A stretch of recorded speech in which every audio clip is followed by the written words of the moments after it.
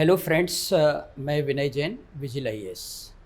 जैसा कि आप देख रहे हैं एमपीपीएससी मेंस नोट्स, इस विषय पर आज हम आपसे पुनः चर्चा करेंगे। आपने देखा होगा कि जो एमपीपीएससी का आप लोगों के पास नोट्स होता है वो किस तरह का होता है।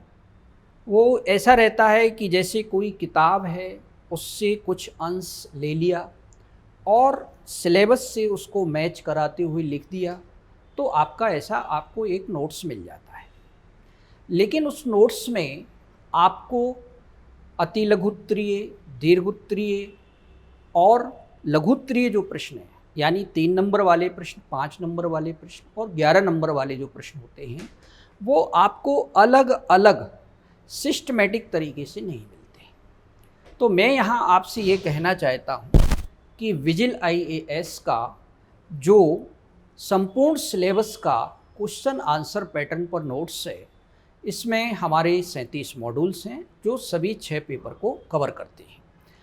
ये नोट्स के साथ साथ हम आपको आंसर राइटिंग का लाइव क्लास भी देंगे, और ये जो क्लास रहेगा हमारा, इसमें करीब आपके 35 वीडियोस होंगे, यानी 35 लाइव क्लासेस रहेंगी, वो रिकॉर्ड भी हो जाएंगी और आप हमारे ऑनलाइन एप्लीकेशन पर ये जो नोट्स है इसको भी पढ़ सकते हैं। साथ में जो हमारे ऑनलाइन लाइव क्लासेस के जो वीडियोस हैं वो भी देख सकते हैं, वो रिकॉर्डेड भी हो जाएंगे, आप उनको बाद में भी देख सकते हैं। इसका जो प्राइस है वो केवल 5,000 रुपये है, 2,500 रुपये इस पर डिस्काउंट है आपको। और ये जो कोर्स हमारा है, ये 1 जुलाई से 10 जुलाई के बीच जो भी अभ्यर्थी इसको सब्सक्राइब करेंगे उनके लिए ये फैसिलिटी है।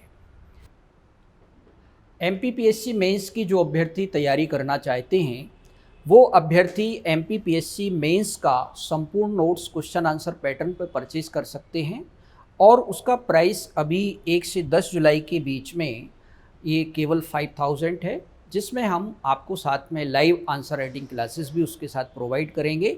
और ये जो आपके मॉड्यूल्स हैं सभी 6 पेपर्स के, वो करीब 37 हैं, 25 अब हमारे रेडी हैं, और जो 12 आपके मॉड्यूल्स हैं वो कुछ दिन में तैयार हो जाएंगे, तो वो भी आपको शीघ्र मिल जाएंगे।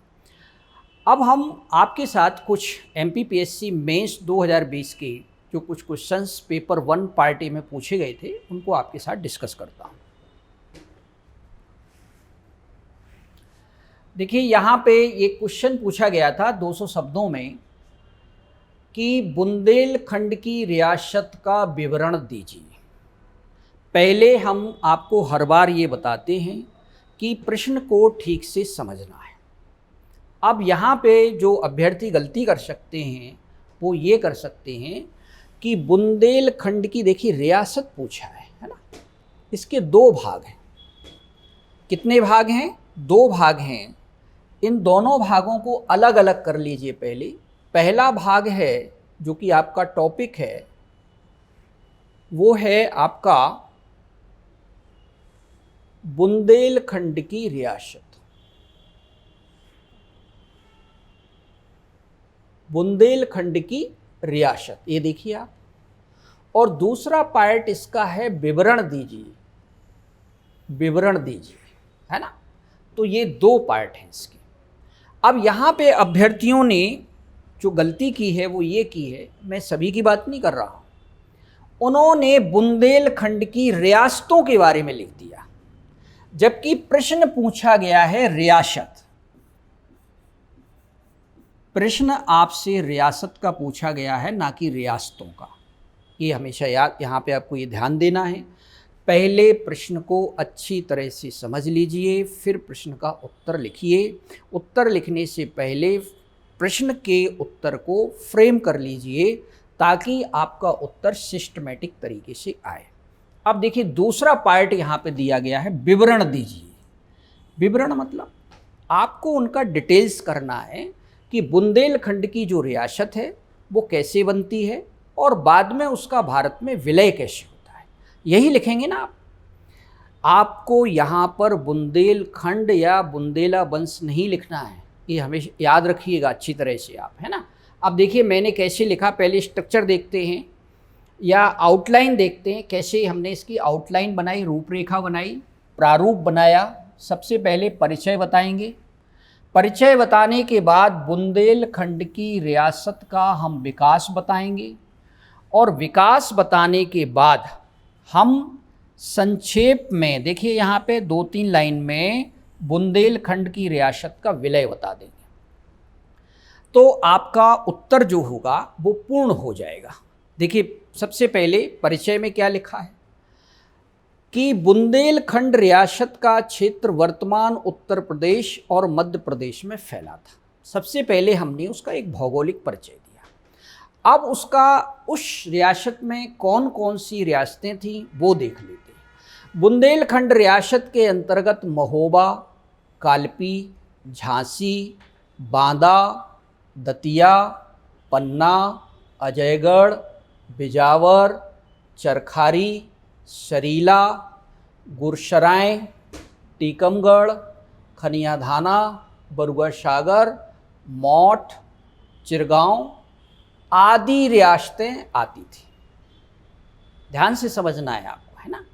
अब यहाँ पे अभ्यर्थी एक और गलती कर सकते हैं कि वो बुंदेलखंड की रियासतों में अगर केवल मध्य प्रदेश की रियासतें लिखते हैं तो भी उनका उत्तर अधूरा माना जाएगा। अब हम बुंदेलखंड रियासत का विकास क्रम देख लेते हैं। आपको बहुत पीछे जाने की ज़रूरत नहीं है, आपको सीधे 18वीं शताब्दी में आना है। देख सकते हैं यहाँ पे, और 18वीं शताब्दी में जो डेवलपमेंट शुरू होता है, उस डेवलपमेंट में आपको 18वीं सेंचुरी में, ये देखिए यहाँ पे सबसे पहले यहाँ से लिया है, यानी 18वीं शताब्दी का जो पूर्वार्ध है, यानी छत्रसाल बुंदेला का जो काल है, और जिसमें बाजीराव प्रथम है, उनको बताते हुए, डेवलपमेंट बताते हुए, क्योंकि छत्रसाल बुंदेला के समय ही बुंदेलखंड एक राज्य अस्तित्व में आता है और उसमें तमाम सारी जागीरें होती हैं जो बाद में रियासतों में परिवर्तित हो जाती हैं। तो 18वीं शताब्दी के पूर्वार्ध में बुंदेलखंड क्षेत्र पर आधिपत्य को लेकर बुंदेला शासक, देखिए यहाँ पे, छत्रपाल ने मराठा शासक बाजीराव प्रथम की सहायता से मुस्लिम सत्ता को उखाड़ फेंका। अब मुस्लिम सत्ता खत्म, तो वहाँ पे क्या आ गया, अब आ गई आपका बुंदेला शासकों का वहाँ पे राज हो गया, यानी छत्रसाल बुंदेला का। अब कैसे पावर ट्रांसफ़र होता है वो देखिएगा। अब पहले मराठों के पास था, मराठों ने फिर छत्रसाल बुंदेला को दिया, छत्रसाल बुंदेला ने फिर कुछ भाग जो है मराठों को दिया, फिर बाद में आंगल और मराठा युद्ध होता है, और उस युद्ध के बाद ये जो क्षेत्र रहता है वो ब्रिटिश सरकार के अधीन हो जाता है। उसमें भी किस तरह से उसका प्रशासन संचालित किया जाता है वो भी यहाँ पे आपको लिखना है। ध्यान दीजिए यहाँ पे। अब दूसरा पॉइंट क्या लिखा, मराठों को पराजित करने के बाद, देखिए यहाँ पे 1802 में बसीन की संधि हुई। देखिए आपको अपनी बात फैक्ट्स के साथ रखनी है ताकि आपका जो उत्तर है वो वजनदार रहे, है ना। ये आपको यहाँ पे ध्यान देना है। तो ये तो आपको ये बताना बसीन की संधि। अब देखिए मराठों से जो पावर ट्रांसफ़र हो रही है वो अंग्रेज़ों के पास जा रही है। अब क्या होता है के अधीन आने वाले अनेक सूबे और बुंदेलखंड की रियासतों का नियंत्रण, अब यहाँ पे ध्यान दीजिए, बुंदेलखंड एजेंसी के अंतर्गत आ गया। ये एक प्रशासनिक इकाई आ गई यहाँ पे, है ना। तो प्रशासनिक इकाइयाँ जो यहाँ पे बनती हैं वो आप सबको डिस्कस करना है। बुंदेलखंड क्षेत्र को अब ब्रिटिश बुंदेलखंड क्षेत्र के नाम से जाना जाता है। देखिए आप क्रम से चीज़ें कैसे सिस्टमेटिक आ रही। 1811 में बुंदेलखंड एजेंसी को नियंत्रित करने के लिए पॉलिटिकल एजेंट की नियुक्ति की गई जो गवर्नर जनरल के अधीन था, है ना। तो ये तीसरा डेवलपमेंट हुआ एडमिनिस्ट्रेशन। 1818 में आंगल मराठा तृतीय युद्ध, ध्यान से देखिएगा। इसके बाद एक निर्णायक स्थिति हो जाती है कि बाद पेशवा ने बुंदेलखंड के समस्त प्रकार के अधिकारों को ब्रिटिश हाथों में सौंप दिया, है ना। अब क्या है, सारा पावर ट्रांसफर हो गया है ब्रिटिशर्स के पास। राज हड़प नीति देखिए अब शुरू हो जाएगी।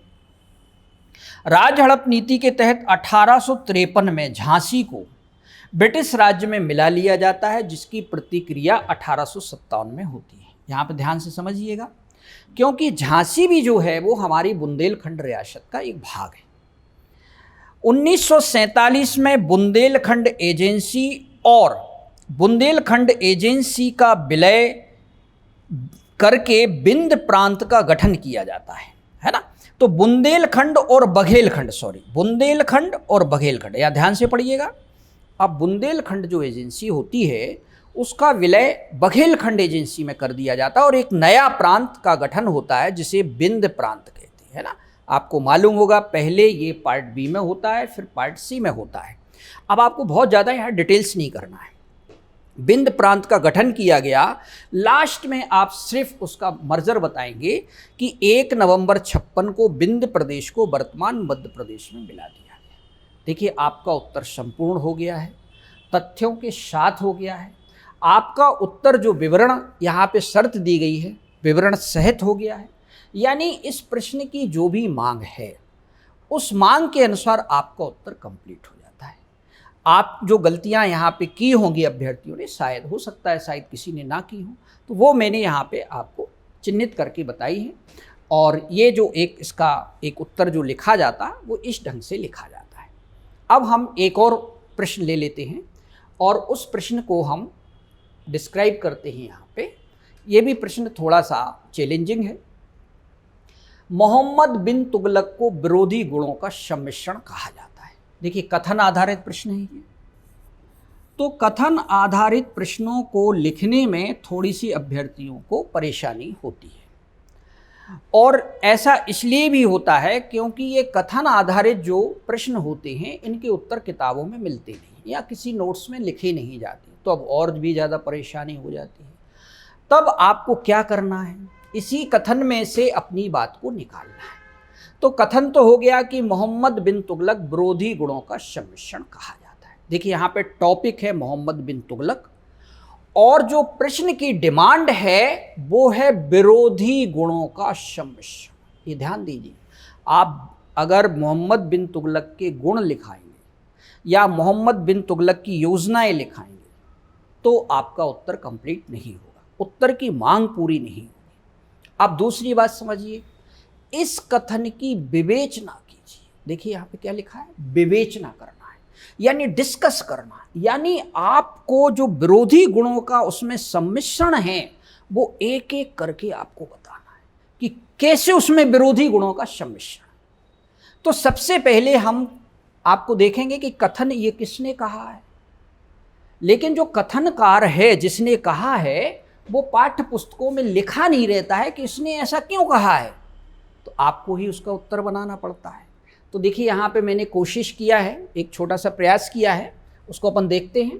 तो ये देखिए सबसे पहले आप उत्तर का संरचना देखिए कि उत्तर की संरचना में ये तो आपका इंट्रोडक्शन हुआ। उपरोक्त कथनों की विवेचना, आपको एक चीज़ और मैं बता रहा हूँ कि जो प्रश्न में पूछा जाए वो प्रश्न का उसमें हाईलाइट होना चाहिए कि जांचने वाले को लगेगा कि इस अभ्यर्थी ने प्रश्न की मांग के अनुसार उत्तर दिया है, तो आपसे प्रभावित भी होगा और आपको वो अधिक अंक भी देगा। तो यहाँ पे विवेचना देखिए हमने। अब यहाँ पे मैंने लिखा है कि विरोधी गुणों का सम्मिश्रण किसने कहा है, तो आरसी मजूमदार जी ने कहा है। काफ़ी बड़े इतिहासविद हैं ये। मोहम्मद बिन तुगलक को बुद्धिमान परंतु मूर्ख शासक भी कहा जाता है। ये भी विरोधी गुण है कि नहीं। देखिए कि एक तरफ तो बुद्धिमान कह रहे हैं और एक तरफ मूर्ख शासक भी कहा जाता है। तो आप सोच रहे होंगे कि सर ने दोनों कथन क्यों लिखे। ऐसे इसलिए लिखा है, बहुत सारे अभ्यर्थियों को पहला कथन पता नहीं होगा कि किसने कहा है, लेकिन हर अभ्यर्थी को ये जरूर पता होगा बुद्धिमान परंतु मूर्ख शासक मोहम्मद बिन तुगलक को। इस बात से भी वो अपने प्रश्न का उत्तर शुरू कर सकते हैं, ठीक है ना। अब उपरोक्त कथनों की विवेचना, तो विवेचना आप कैसे करेंगे, उसकी नीतियों के द्वारा करेंगे, उसके जो योजनाएं थी उनके आधार पर करेंगे, या उसकी जो एक सोच थी किसी भी काम को करने की उसके आधार पर करेंगे, है ना। तो लेकिन आपको यहाँ ध्यान दे रहा हूँ, आपको सभी योजनाएं नहीं बताना है, क्योंकि यहाँ पे शब्द सीमा भी है। आप 2-3 योजनाएं भी लिख देंगे तो भी आपका काम हो जाएगा। क्यों? क्योंकि आपका इसके बाद भी आपको इसमें थोड़ा सा उत्तर का विस्तार करना है। तो देखिए, सबसे पहले कर वृद्धि नंबर 1 हमने बताया। कर वृद्धि में क्या कि सुल्तान ने दोआब क्षेत्र में कर में वृद्धि ऐसे समय में की जब वहाँ पर अकाल पड़ा था और फिर प्लेग एक महामारी के रूप में फैल गया। देखिए, अब कर में वृद्धि उसने इसलिए की थी ताकि उसके पास राजस्व संग्रह बढ़े, वो एक मजबूत सेना रख सकी। लेकिन होता क्या है कि चूंकि अब उसमें दूरदर्शिता का अभाव है, कृषि तो एक प्राकृतिक क्रिया है और अगर सब कुछ दशाएं ठीक रहेंगी तभी कृषि ठीक होगी, लेकिन अकाल आ जाता है और अकाल के ऊपर प्लेग भी आ जाता है, उसकी योजना विफल हो जाती है। यानी यहाँ पे अदूरदर्शिता की कमी। लेकिन उसका जो ये निर्णय है कर में वृद्धि, और वो भी दोआब, चूंकि दोआब उपजाऊ क्षेत्र होता है तो वहाँ पे कर दिया जा सकता है। तो यहाँ पे उसका तर्क सही है, लेकिन उसका जो व्यवहार है, यानी उसको जो व्यवहारिक ज्ञान है उसका उसमें अभाव है। विरोधी गुण हो गए। देखिए, अब आता है दूसरा, राजधानी स्थानांतरण। तो अपन क्या बताएंगे? राजधानी स्थानांतरण में ये बताएंगे कि वो ऐसा क्यों करना चाहता था, क्या उसका लॉजिक था। लॉजिक था संपूर्ण राज्य को वो नियंत्रित कर सकता है। कहाँ से? देवगिरी से। लेकिन हुआ क्या? यहाँ पे भी उसकी योजना विफल हो जाती। यानी यहाँ भी दूरदर्शिता की कमी है कि जनता उसके इस महत्व को समझ नहीं सकी और इस प्रकार वहाँ देवगिरी पर नियंत्रण रखना संभव ना हो सका, इसलिए यह योजना विफल हो गई। और देखिए, यहाँ पे मैंने कथन भी दे दिया है। इब्ने बतूता ने इस बात को क्या कहा है कि यह योजना सुल्तान की मूर्खता का प्रतीक सिद्ध हुई। क्यों? क्योंकि जो जनता है वो एक तो समझ नहीं पाई उसके फैसले को, दूसरा या अपन ऐसा भी कह सकते हैं उसने कन्विंस नहीं किया। यहाँ पे देखिए, आप में उसमें एक प्रकार से पेशेंस की कमी भी दिखाई दे रही है ना। ऐसा थोड़ी होता है कि आपने जो मन में सोच लिया वो हो ही जाएगा, है ना। तो उसके लिए आपको थोड़ा सा व्यवहारिक ज्ञान होना चाहिए। अब दूसरी बात देखिए, तीसरा पॉइंट हमने लिखा है सांकेतिक योजना का। सांकेतिक योजना में मोहम्मद बिन तुगलक ने चांदी के सिक्कों के स्थान पर तांबे की सांकेतिक मुद्रा चलाई। अब इसके पीछे तर्क उसका ये था, चूँकि जो तांबा होता है वो अधिक मात्रा में अवेलेबल होता है और उसकी जो मुद्राएं होंगी तो उससे व्यापार में वृद्धि होगी। लेकिन होता उल्टा है। होता क्या है कि सोने चांदी जैसे जो बहुमूल्य धातुओं के नष्ट होने से बचाना था उसका, कि तांबे के सिक्के जो चलेंगे तो इससे सोना चांदी बच जाएगा नष्ट होने से। किंतु बड़े स्तर पर लोगों ने क्या किया, घर घर में टकसाल बना ली और वो स्वयं सिक्के ढालने लगे। तो फिर सुल्तान को इसका पता चलता है, तो सुल्तान क्या कहता है, भैया कि तांबे के सिक्के दे जाइए और चांदी और सोने के सिक्के ले जाइए, इससे उसका पूरा खजाना खाली हो जाता है। तो यहाँ पे भी देखिएगा उसका जो है बुद्धिमानी भी दिखाई दे रही है और मूर्खता भी दिखाई दे रही है ना। दोनों गुण उसमें एक साथ हैं। ऐसे बिरले व्यक्तियों में गुण होते हैं इस प्रकार से, है ना।